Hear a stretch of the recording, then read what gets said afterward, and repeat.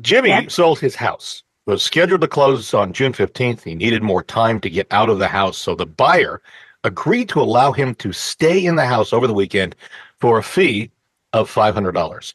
Jimmy agreed, took the weekend, exited the house, but has yet to pay. And the buyer sent us this email. Stephanie, who's the buyer, wants to know what legal action can she take against Jimmy. She has no paperwork, just apparently real estate agents going back and forth.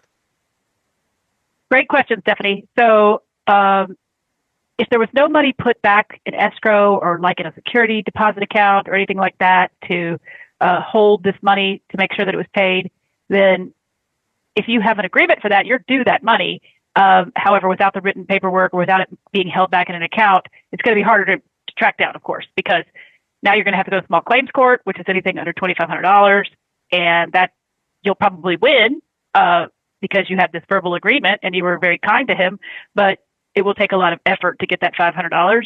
You're going to have to go down there and file and pay a filing fee and, go back to your court date and all of that, and then you have to collect again. So if Jimmy bought a house or if he has a job, then you have ways of collecting. You could put a lien on his house after you get that judgment, or you could garnish his wages. So maybe a really strongly worded letter saying, hey, you know what? I'm going to go to small claims court unless you pony up the money by Friday or whatever day you give him a few days to pay. Good. That might be the best bet. Yep. Do you threaten him at any point or do you not? Because that could be negative as well, right? I would just say we had an agreement for $500. You haven't paid it. Please pay it by such and such a date at 5 p.m.